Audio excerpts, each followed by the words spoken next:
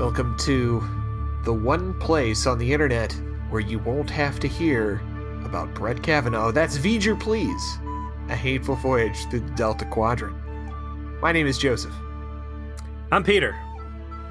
Peter, you sound like a healthy man. Yes, the 2-week war is over and my face is one. No more cold, no more sinus infection for now. I got to go up and visit my mom this weekend, and my sister's in town, and both my nieces have colds, so I think they're going to drag us back to hell. If any of the other parents that I know of young children are any sign, this is basically a state that you are going to exist in, like until your daughter's a teenager, of like constant low-level illness. Yeah. And I mean, I've got a really good immune system. Normally I dance through this stuff, but she's baking up some super weapons and it is ugly. It's some chemical warfare, some real, bioagent laboratory shit gets baked up in these kids. It's pretty crazy. Yeah. The eye virus. It's all the licking all this stuff at preschool or whatever that kids do. I don't know. I watched her at the party, my mom's party, where she got sick 3 weeks ago, like drinking off 5 different cups. And I was like, man, we are fucked. I mean, all this talk about childcare, prescient in its own way, isn't it, Peter? Isn't it? All right, man. Season 2, episode 22, Innocence. This was a perfect example of Voyager's D+ to C- level of mediocrity, in my opinion. Just competent enough by the end of it that you didn't mind watching it. Oh, didn't I? That's rather presumptuous of you, sir. That was my feelings on it. How'd you feel about it? I want to jump back here, man. Season 2, episode 18, Death Wish. That's Winnie the Q. It was engaging. Life Signs. That's where we got the holographic Vidian doctor. Fucking phenomenal episode. Investigation. I know you had your issues with Newsboy Neelix, but I liked it. I liked it a lot. And of course, brutal ass Deathlock last week. And now we get this fucking thing, man. Before we really jump into it, I was reading the background on it. Do you know who wrote this? This is Anthony Williams. Anthony Williams was the freelancer who was like an accountant or something for Paramount that submitted a script. His other episode was Cold Fire. That's the one where Kess meets the other Ocampa who are under the care of Caretaker 2, which is Evil Caretaker. Yeah, we really liked that one. It was cool as fuck, man. It was a great episode. It was deep. It had continuity all over the place. This episode is garbage. This is... I don't even know what to call this one, man. So we start off and we get the booty shot of a typical Class 6 shuttle. This is like the next gen bread and butter. It's got that luscious rear end, just sticking right out at you. It's good. Yeah, I had the Playmates toy for this shuttle. I'm very familiar with it. I'd know that booty anywhere when I saw it. And you've got Tuvok, who has dirt all over his uniform for some reason, and then some other dude who's laying on the floor. We'll find out that this is Ensign Bennett, who we have never met before and holds no impact over us emotionally one way or the other. And Ensign Bennett is not having a good day. He can't feel his legs, and he ignores Tuvok's advice about just chill out and stay put and starts trying to wiggle around. And we find out that he's got some shattered vertebrae. And we put 2 and 2 together and realize that, lo and behold, the Voyager crew has suffered yet another terrible shuttlecraft accident, which it's been a while since we've had a good shuttlecraft accident, hasn't it? It has. The shuttlecraft have not been the death traps they've been that solid stretch there at the beginning of season 2. They backed off a bit on that, but we've returned to the hazard well, to these dangerous death traps floating around in the Delta Quadrant all by their lonesomes around the piranhas and sharks that are lurking out there. Mm-hmm. This one apparently hit some space turbulence, and Tuvok was not able to get it down softly, and Ensign Bennett here is having a bad case of the dramatic, slow TV death. When he's like, "Hey, don't move around," the guy keeps wiggling. I was like, "What if Tuvok just nerf pinched him out? Would that be cruel, or would that be legitimate medical assistance at this point?" Well, I mean, he's in the middle of the death monologue, so I don't think even the Vulcan nerve pinch can intercede when a bit actor has 3 or 4 lines of dialogue attached to him. They're going to get that sweet scale pay, check at the end. So Vulcan nerve pinch has got nothing on that. This guy got bounced around the cabin hard enough he broke his back. Tuvok's fine. This guy's dying, and they were both in the same shuttle, probably sitting 2 feet away from each other. They need seatbelts. Needlessly died. I mean, think about what it took to kill this guy. He must have been getting bounced around inside this thing like a tennis ball in a concrete room, like a super ball in a concrete room. Just put some seatbelts. Just get some like bungee cords or some twine from IKEA. Or at least in the back seats. I understand if you don't want to put a seatbelt up front where the explosive consoles are, which factors into this episode later. It does. You don't want to strap someone in next to an IED. That's cruel. But there are benches in the back of these things. Have some seatbelts there. Like, and I'll tell you what else. In case of water landing, flotation device, all that shit. That toy I had, that Playmates toy, what if I told you that the toy actually had seatbelts? Oh my God. They did. Of course it did. Mm-hmm. Because you don't want your toys getting broke while you're flying around doing sweet barrel rolls.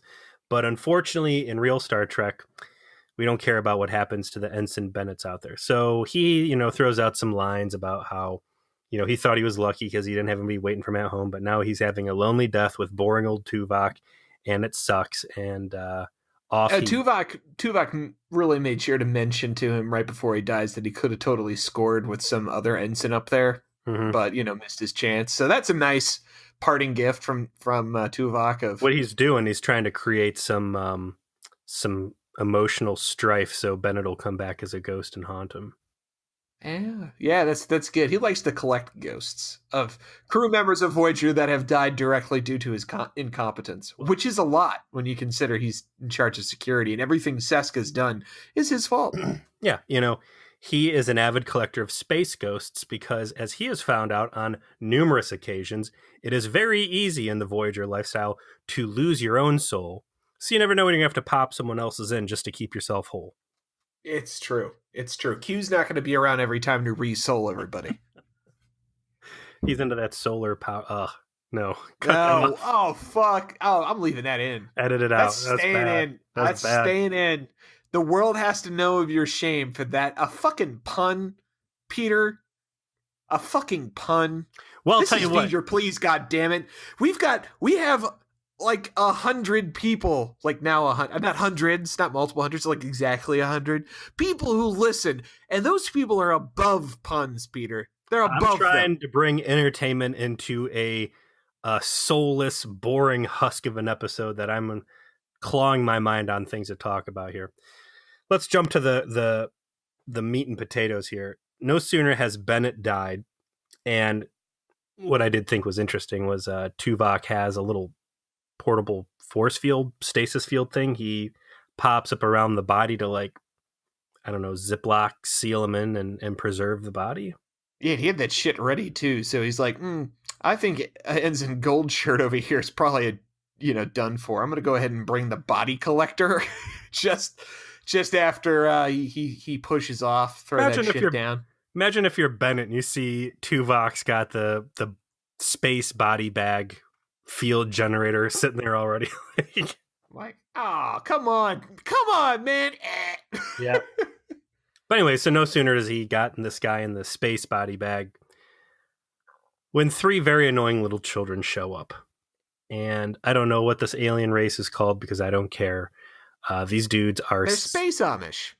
They are space Amish. I said that exact same thing. They've got these widow's peaks made out of dried Elmer's glue with some gray stuff mixed in, so it just looks like they got like, eczema really bad. Yes. And they roll up to Tuvok, and they're like, I don't know. He grabs one of them, and she tries to like fight him off, and he's like, "If I let you go, will you chill out?" And she's like, "Oh, yeah, I guess so." Awkward, weird. Tuvok's very grabby around children, is what we learn. He is. He's so let's this episode is bad. Like I said, I'd give it a like D+ at being generous with some of the things I liked about it, which is mostly like Vulcan headcanon. Mm-hmm. Or Vulcan, not headcanon, Vulcan canon being laid down. And closer to the end, you know, that you start to understand what's actually going on. It's like, oh, okay. Not like a really effective episode overall, but Tuvok finds 3 children who have apparently crash land on this ship that have the Elmer's glue on their face. They're from this race, and they are in desperate need of someone to protect them. And Tuvok, in the very matter-of-fact way that Tuvok does everything, says, well, very well, I will tend to your safety, and I'll make sure to get you off the ship. And these kids react to him as a protective and paternal figure through the rest of the episode, including several instances where they uncomfortably hug him. And unfortunately for you and for me, the majority of the episode is this inane dialogue where Tuvok is attempting to get these kids to stop acting like kids. That's what it boils down to for about, I want to say, 18 of the 44 minutes. Yeah, the only thing they're really missing here is some spray-painted Air Jordans and scenes of them climbing up and down ladders and jogging through empty hallways. A la God, he really is. He is the harbinger of bad episodes. He really is. And he's not always terrible, but he is always an element of terrible. It's like if he's the focus, right? And they are trying to take him out of his... No, I don't want to say, because if they try to take him out of his element, like they did the Lon Suitor episode. Yeah, and Meld. Yeah, Meld. Absolutely. That was really good. It's when they try to make him cute or relatable, and it doesn't work because his character, by definition, we're not dealing with Spock. We're not dealing with Data. We don't have someone who has human qualities or a desire to be human or an opportunity for outbursts and other interesting, fun stuff. Like, this dude is a by-the-book Vulcan. And yeah, absolutely. When you make him worse than what he should be, he becomes interesting. But when you try to make him better, and I'm talking like morally or I don't know what's the word I'm looking for here. When you try to make him more comedic, right? More lovable. Yeah, lovable. When you make him more despicable, he's great. When you make him more lovable, it's miserable. I understand what they want to do with him, which is take him out of the comfort zone and make a story out of it. And we've said before, the reason why it sucks with Tuvok to make him the focus is that every other Vulcan character has had more shit going on with him that adds drama into whatever is going on, in addition to the circumstance that adds layers that make for compelling performance. Tuvok has none of those doubts, none of that going on. He is a tried and true, 100% secure, experienced Vulcan. Nothing fucking shakes him. And the only times where he's been effectively used as the focus of the story has been utilizing that to the story's advantage, like Meld. Perfect example of how to, okay, we've got a straight-laced Vulcan character, let's do something interesting with that takes him away from being straight-laced, but because he got there through a very Vulcan problem. They couldn't figure this shit out.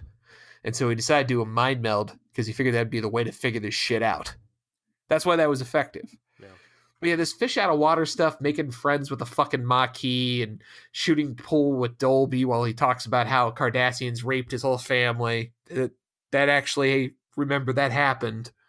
It never works. It's never right. And him being the fucking private eye, it's not good. And it's not good to cast him in the role as the paternal figure who comes to emotionally connect with these kids.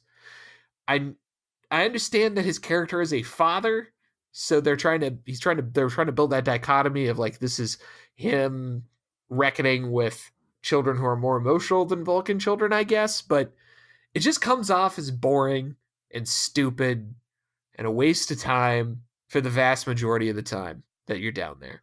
And the only things interesting are when Tuvok starts kind of revealing some information about how Vulcans work, about how Vulcan families work, Vulcan society, how they synthesize their emotions, sprinkles in some knowledge there that I appreciated as just a super deep Trek nerd. Otherwise, these scenes are garbage, and I don't even want to talk about them. Well, let me just give an overview, right? Tuvok's stuck on this planet because there's space storms or something in the upper atmosphere. It fucked up the shuttle. It crashed it. These kids, they were being transported here by their parent type figures. They crashed. They're afraid. They believe that there is a monster that lives in a cave that is conveniently 10 yards away from where Tuvok crashed. This cave looks like a big rock butthole. It does. Tuvok says there's no monster in the cave. He doesn't bother to go check it out at any point. But hey, trust me, there's no monster in the cave. And you guys can hang out with me and annoy me while I try to fix the shuttle and get us out of here. The critical issue here is that Tuvok is portrayed by Tim Russ and not Scott Baio. And what they've tried to establish here on the surface is Tuvok in charge. Tuvok in charge. Yeah. Of my life, of my whatever. So, yeah, we got this Charles in charge thing going on the surface. It sucks. Meanwhile, up in space, you got Voyager cruising around. And what's going on is Voyager is still looking for some unobtainium that I cannot remember what it is called, but it is the same stuff that they were looking for in another terrible episode, which was Tattoo. And you'll recall that was where Chakotay discovers his alien astronaut space masters. It's funny you bring that up because the very first fucking scene that we have on Voyager is Janeway and Chakotay go into the transporter room because they're about to meet with the basically the president of the Space Amish. And the Space Amish beam aboard and they give like a traditional greeting, you know, to their they quote the Bible from their people. Yeah. And so Chakotay, to I don't know if show off or match in kind, gives a traditional greeting, and he says, "This is from, you know, the spirits gave these words to my people." And I'm like, well, wait a fucking second, Chakotay. Didn't you meet the fucking aliens who were your quote unquote spirits? Didn't they have fucking Jersey accents and terrible makeup on? Why didn't you just say this is from some guy who sounded like he was from Newark that I ran into in the Delta Quadrant? I don't know why. The alien species who I worship, making me a byproduct of what happens when you don't follow the Prime Directive, as I try to follow the Prime Directive on other people so they don't have a warped upbringing like me. Yeah, his whole thing, like, he had an interesting line of dialogue with Janeway on the way down about, you know, how they both liked first contact diplomacy opportunities and how he almost got kicked back to the academy when he was still in Starfleet because on his first assignment, he botched a handshake and basically made the leader of the aliens think he wanted to give him a handy or something. But yeah, that whole exchange in the transporter room, I'm just like, shut the hell up, Chakotay. Nobody cares. And let's stick on Tattoo here for a second, because it's another potent, terrible episode from season 2. This is the same fucking plot, isn't it? Basically, it's we got a guy and we want to talk about their backstory and flesh their boring character out a little bit. So let's have them get stuck on the planet's surface because of atmospheric ionization, and he can meet some of the natives and be forced in together, and we'll have a heartwarming coming of age story. I think this was slightly better than Tattoo, but less fun to watch, if that makes any sense, like qualitatively. Yes. Like Tattoo Veger was pleasedly, yes. Yes, exactly. Tattoo was so fucking bad. It was fun to watch and make fun of. I delighted in making that podcast because I knew of like all of this majesty and wonder that was in front of us to mock. This is like just competent enough to stay outside anything compelling to talk about. Like, well, I got something compelling. I'm angry at it. Let's talk about, and it's excellent you decided to call them the Space Amish, because that's what I called them, as the Space Amish. Describe the Space Amish for the people at home who have been lucky enough not to see this goddamn episode. So the Space Amish are wearing what looks like some sort of enlarged pantyhose on their head. They look like stranglers. They look like the dudes like in the 80s and early 90s, like bad guys would take pantyhose and put them over their face and hide behind the door and attack young women in their bedrooms. And that's what they've got. Like, they look ridiculous. They're wearing these like black and gray smocks over their bodies. Yeah, they've got Amish gray shawls on and pantyhose, mosquito nets over their heads. They don't really come off as too bad. They get beamed on. Like I said, Voyager's still looking for whatever unobtainium resource, that started on their trek in Tattoo, and they're here. They've dispatched a bunch of shuttles to different moons and other regions of the solar system to scout for that, and that's how Tuvok and Bennett got trapped on that. They were doing geological survey, and they bring these leaders over. We find out the leader of the Space Amish people shun attention, or so Neelix has told them off screen, because Mr. Phillips ain't getting paid this week. Oh no, he showed up for a one line. Did he? Yeah, when he got off the shuttle with B'Elanna. Oh, you're right. Yeah, this forgettable episode. He got his line. Got that that check on the way to the casino. That's good. It's good to go. But he had said that so these aliens, they're isolationists. They don't really want to talk to outsiders, and rightfully so, because it's just Kazon and Vidians rolling around. Why would you want to deal with these guys? But for whatever reason, I'd rather not talk if that's who I've got to talk to. For whatever reason, the charming story of Voyager, the Death Ship, the ship of death, on its return to the Alpha Quadrant, was just interesting enough that the president of the planet agreed to come up. So she meets. This is what they get for not being on Delta Quadrant next door. They're isolated. They didn't download the app, so they don't have the info that everybody else has. Yeah, and they reveal that once upon a time they were all about technology, but their forefathers had the insight to basically step away from their wicked technology and start building barns.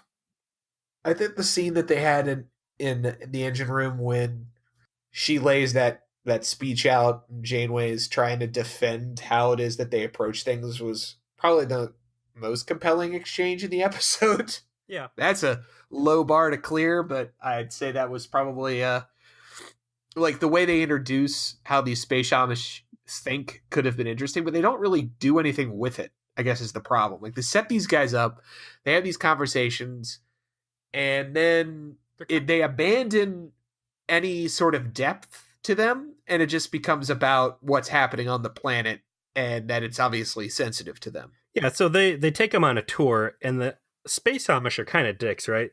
Chakotay and Janeway are like, hey, here's our warp core, this is how we get around, and the president's like, this is the first thing you show me is your technology, you bragging, and blah, blah, blah, and that's like, no, I mean, Janeway obviously brought you down here because you're an unknown alien, and she wants to make sure you've got ample opportunity to sabotage the ship, and why not drag you into the nerve center? Hey, now, this is our nerve center. If you are a terrible alien creature, this is exactly where you want to go to fuck with us. Bad guys love hanging out down here. You'll love it, too. We want to make your efforts towards really making sure our ship is super turbo fucked as easy as possible. As easy as possible. We're here for you. We're here for you. So, yeah, she's like, we've believed blah, blah, blah, and our energy, and lays out the religious principles, which unfortunately come into play later on. I was happy to just kind of disregard it and move along, but damn it, this space energy story of theirs is a thing. Yeah, so they show them around, but halfway through the tour, Amish president gets a phone call from her people, and she takes it and comes back and says, something's gone wrong, and I gotta go, and we're gonna get out of here. And Janeway's like, well, we were hoping we could be friends because, we want your unobtainium that's around here. And Amish president's kind of like, yeah, no, please respect our wishes that we don't be left alone, and, don't let the door hit you on the way out. So they quickly leave, and Tuvok continues to try and reason with children, whatever, it's stupid, and struggles to manage them. Eventually, the kids drop to Tuvok once the space Amish seem to be finding them, is that they're afraid of being found because they're convinced that their people want to kill them, which obviously makes Tuvok very concerned. And we started guessing between myself, Stevie, and a friend of the show, Andrew, was over, and we were watching it, of what is going to be like the payoff for the episode, right? And we all immediately thought to ourselves what ended up being the correct answer. It was clear to me. Was it clear to you what the answer was going to be? No. When the kids started saying, the capsule from Netflix, I figured that we were going to be dealing with a legit space monster, or maybe like a backwards people who were sending sacrifices down, which could have been kind of cool. And when they did confirm that, hey, there's death teams out sweeping for us, I was like, that's kind of fucked up. That's a little interesting. If these guys really are that villainous, I could get on board. But I was really hoping it would be, again, an ignorant backwards people who are willfully sacrificing their children to some animal on the planet under the belief that it's going to make it rain or whatever, some sort of... I thought they precluded that pretty clearly, though, by the way that they introduced the race as the space Amish did have advanced technology. Yeah.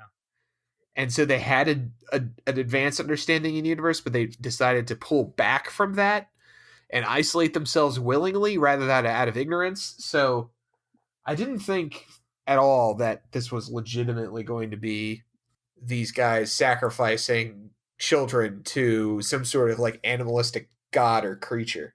It's a contradictory... I felt like they prefaced that. It's a contradictory episode because they say, again, we are being presented with like literally space Amish, yet they're still using technology, spaceships, interstellar transport, and all that other stuff.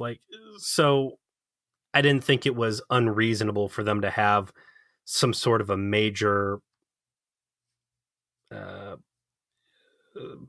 flawed notion, despite, some degree of enlightenment technology related, because they had this religious not pervasive, but they had a strong religious undertone to their society.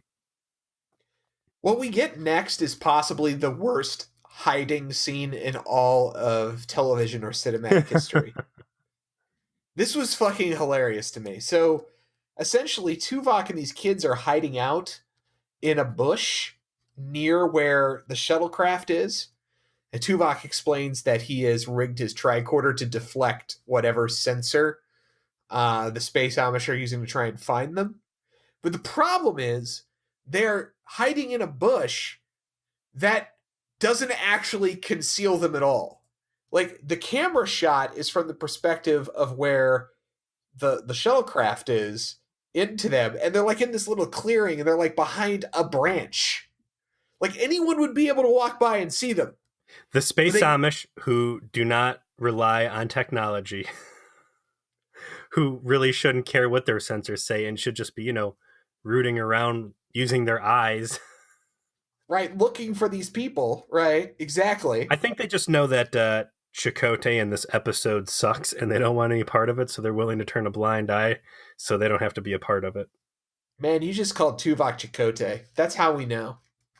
Yeah. That's how we know it's bad. Yeah. Like, that was a kind of Freudian slip right there. It tells you what you need to know. Yeah. Tuvok has become the new Chakotay. Chakotay's grown on me. He really has. Like, all his Seska shit has made me like him. Tuvok has got not nearly as much going for him. So I know that like Chakotay is our whipping boy. I think it's got to be Tuvok now. This was not good.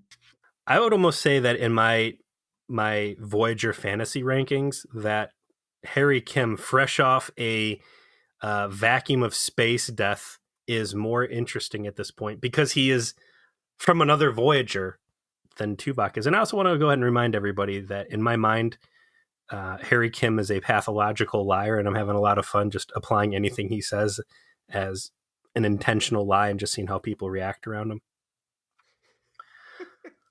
But yeah, the scene's ridiculous. And, you know, this is the first time in Voyager I think we've really been forced into contact with children. Children actors in Star Trek are normally like super terrible, I want to kill myself level bad. And I wouldn't say these guys are the worst, but they're certainly not the best. And they are as annoying as the script wants them to be. Stuff like hiding in the bushes. Yeah, you're going to have to phone it in because you're not getting anything amazing out of these kids. So whatever. It's a plot device. They dodge the space Amish death squad.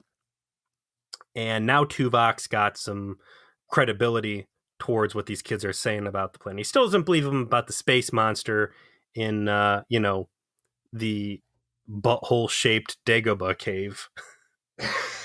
Right. But, you know, the timer's on. He's got to get off the planet. He's got to take these kids with him.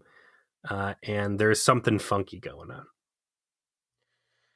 So the space Amish get really upset that Voyager shows up to try and find Tuvok after they get clued into the fact that he crashed there. And the space Amish don't, instead of, you know, explaining the situation, you know, of course they don't just say, hey, this is the planet that we all come to and we die and we age in reverse of your species. Oh, I'm sorry. Holy shit. Hold on.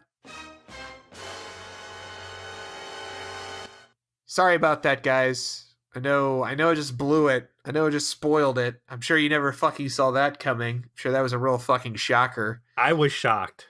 I wasn't shocked. I didn't see it coming. It's such a stupid concept that I didn't think it would be possible for them to work it into a Star Trek story. These kids are a bunch of grandparents who have been shuttled off by hospice services to a planet where nobody lives, but they believe that they all came from, to make a pilgrimage into a cave, not much unlike a space spider asteroid, to energy phase out of their clothing. And I don't know where they end up, but maybe it's the place where Harry Kim transported over to that one time in the space spider cave. This episode, let's just cut to the real shocking revelation. Not only do we have this Benjamin Button thing going on, but the production staff actually had the audacity to jam a musical number into this place in the form of a Vulcan singing a bedtime story. It comes off as yodeling, and it is miserable. Okay. So Tim Russ seems like he has musical talent. Like, I think he could sing if he was given a good song to do. He didn't sound terrible, like, in terms of his voice. But the song they give him is abjectly terrible. Like, it's, I don't know what to call it. It's yodeling, maybe. Just the most basic structure. It is not a song that is crafted in any way for Tim Russ to demonstrate, you know, strong, you know, melodic ability. Although he does seem to have some. Yeah. It's like, what song can we give Tim Russ to sing that is really going to take whatever potential he has to impress and make something entertaining and just run it into the ground? Which is what, you know, a Vulcan nursery rhyme should do, I suppose, but it was not pleasant to sit through regardless. So he wins these kids over. He sings them a lullaby. They fall asleep. He promises he's going to protect all of them. And he stays up. We find out that Tuvok is able to stay awake for several days in a row, if need be. Right. One of several Vulcan facts we learned. The only thing that I really kept me engaged was learning different little Vulcan facts as Tuvok explained what Vulcans were like to these aliens that he has just met. The kids, get a respect for him and promise to quit fucking around with the tools he's got all over the back of the shuttle, which includes one of those little plasma torches that Jonas tried to shoot Neelix in the back of the head with a couple episodes ago. But lo and behold, in the morning, even though Tuvok's been sitting there paying attention, theoretically the entire time, the leader little girl comes up and, hey, where are the other two guys at? Tuvok's like, damn. Tuvok, the worst babysitter ever. I am no Scott Baio. I have neglected my sworn duty, and these kids have, of course, wandered off to Butthole Cave. I really wanted to make Babysitter Club jokes in this episode, but I really, after the Scott Baio invocation, I just feel like that's just got to be Tuvok in Charge is going to be the name of this episode. I don't think it can be anything else. I agree, and I think that's doing it too great of service. People are going to be like, wow, Tuvok in Charge. Is that a Scott Baio joke? This is going to be a really cheeky and fun episode. And no, it's a crappy, boring episode. It's going to be one of our grandstanding, shitty, and ultimately short episodes. Yeah. That's how you know it's bad. Is V'ger Please under an hour? Oh, no. Yeah. Oh, no. Abandon all hope. So Tuvok does what any, good babysitter would do, and he gives the little girl a super weapon phaser. Yeah. Give the girl a gat. Like, here's a particle beam generator that can literally vaporize someone if you accidentally set it high enough. Mm-hmm. Let me give this to you and tell you to shoot it at anyone that comes in the door that you might not recognize. Like a member of my crew. Like, how the fuck are you gonna know, right? Like, if Captain Janeway comes up, it's like, oh, hey, little girl. To be fair, when that door lowers down, the first thing you're going to see is the top of their head. And if there's no pantyhose stocking pulled over the face, you're safe. But Tuvok gets his tricorder, wanders off into the cave. We get a kind of like I said, a Dagobah feel, like, he's going in to confront whatever this monster is in there. And he finds a bunch of pairs of clothing laying in the dirt, and they are all clean. There's not like gore. It's just like whatever was in there, turned into force glowies and went away. There's a lot of Star Wars-y parts to this. And yet it still sucks. He comes out back, drops the door, almost gets shot, and has to tell the little girl, yeah, so it turns out you're right, and the kids are dead in the cave. So my bad. We need to get out of here. And she agrees to help him fix a shuttle. You get a little montage of them trying to put stuff back together. You realize that the shuttle set, which is, kind of crash landed into the jungle, this shuttle that they're working out of does not have windows. Did you notice this? It doesn't? It doesn't. The fucking leaves and shit are like hanging inside the cockpit. Oh God. Yeah, no, I did not notice that. That's fucking amazing.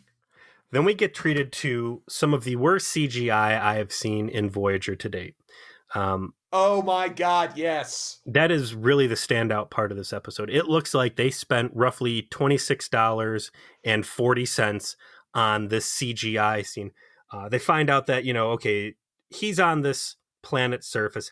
And of course, because, the super advanced Federation technology that never works right, still doesn't work right. They can't get clean scans. They can't get a targeting lock with the transporters. They're going to have to take another shuttlecraft down.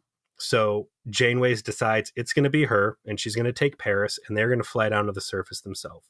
And they get whatever. They try to build this tension in this process of them like doing the pre-flight check. All right, let's take our badass shuttlecraft. We're going to have this dogfight with the space Amish in the atmosphere while we're at a technological disadvantage on their home turf.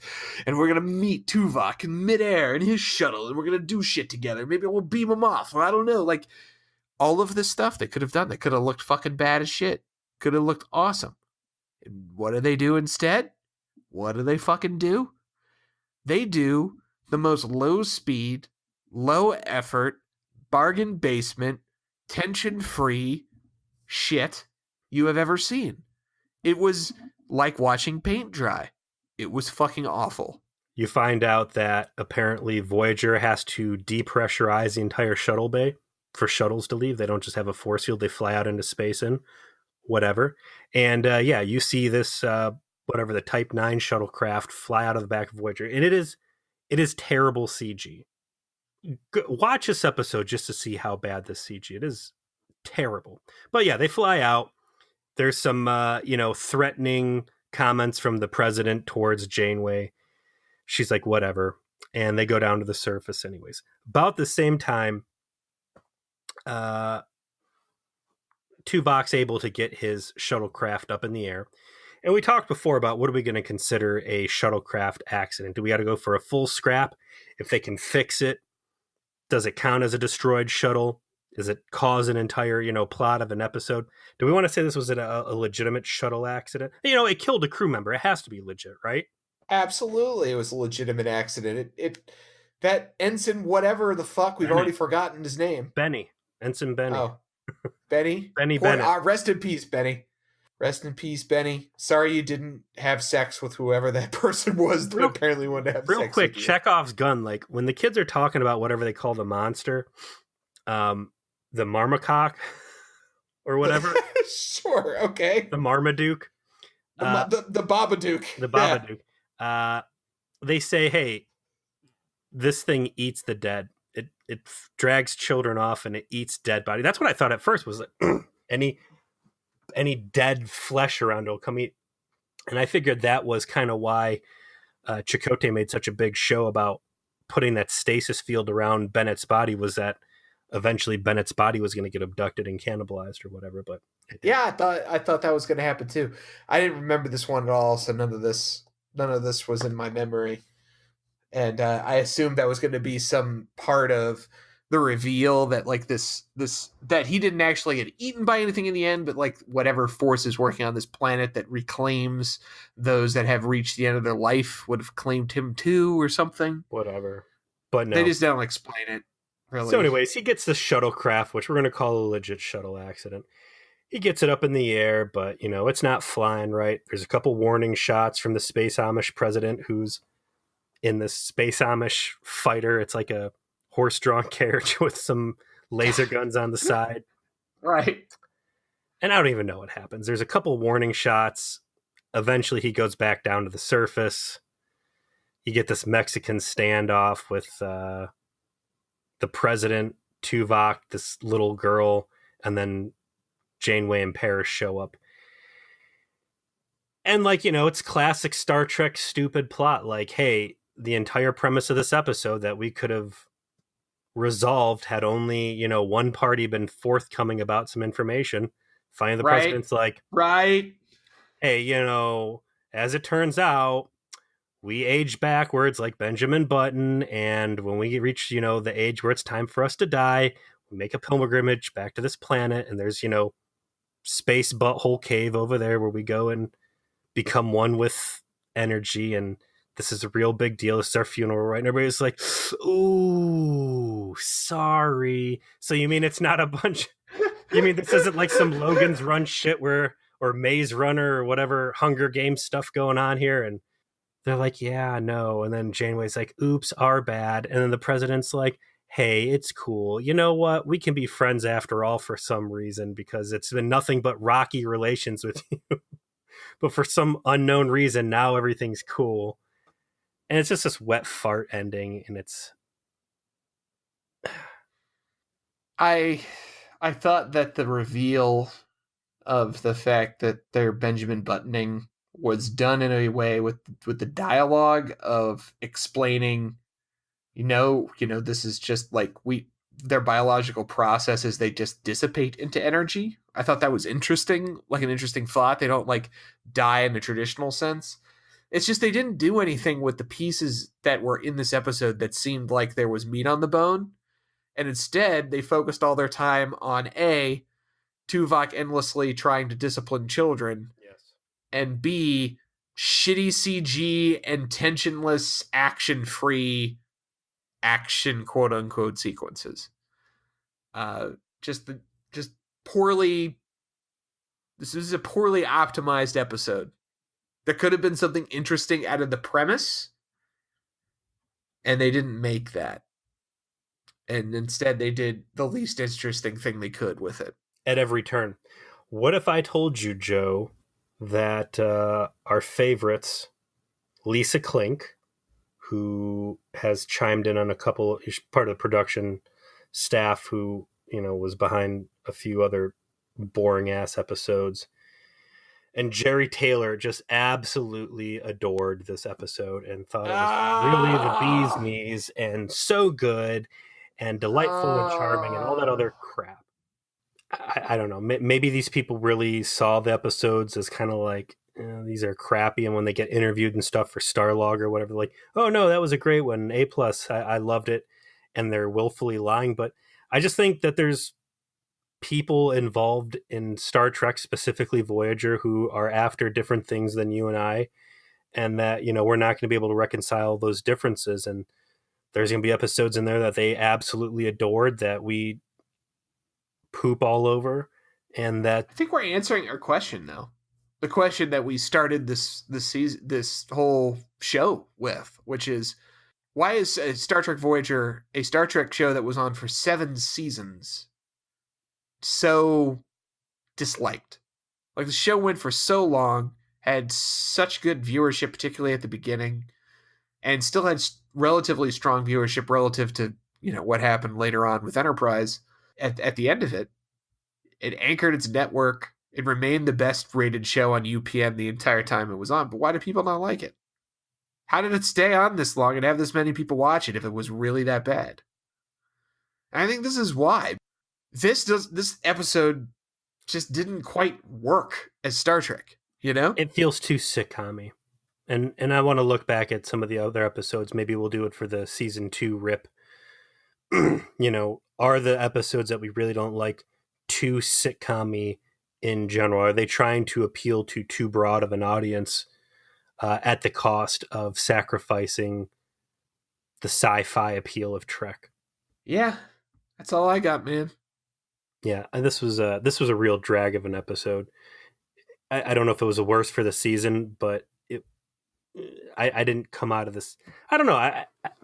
I guess we did come out of it with, good Vulcan headcanon and some nice views of our old friend, the Type 6 shuttlecraft, but it just felt like a waste of time. And I think that, if I was recommending episodes for people to watch or to avoid, I'd definitely say this is a very strong skip candidate. 100%. 100%. But what do we have next, Peter? Next is a different story. Is it ever? I got season 2, episode 23. In this picture, I see Harry Kim, who does not look happy, right? I've seen this picture floating up for a while, and I'm really excited to see what this is about. Harry Kim is looking at this guy like somewhere under the camera, this dude just palmed his dick. And looking him in the eye is what I can only call a pastel-colored space juggalo. Yes. It's a guy in just a gray leotard with some juggalo face paint. The Thaw. Voyager finds a group of people connected in stasis chambers, and something has gone terribly wrong. This has shades of the 37s again. My dude, this is some pure season 1 TNG level shit that we're about to watch. Get your notepad ready. Your notepad ready, and be prepared to do like a 2-hour episode, because it's gonna be some real shit. This is possibly, in my opinion, the most just batshit stupid episode of the show. Is it entertaining? Can I look forward to having fun? Oh yeah. Oh, we're gonna have some fun, Peter. You're gonna have some fun. We're gonna have some fun. We're gonna have fun together. We're gonna make up for this one, guys. Was this miserable? Did you not enjoy us talking about a shit episode? Don't worry. Next week we're back. We're back, and we're gonna be better than ever. I promise you. Jesus.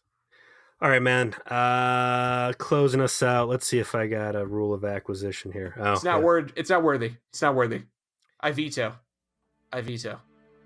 I will acquiesce. Beat your veto.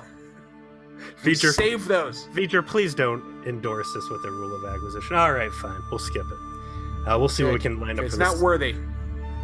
Line up the Space Chocolate episode next. All right, Joe. All right, thanks for listening to Feature. Please don't watch this fucking episode, and we'll see you next week. Peace.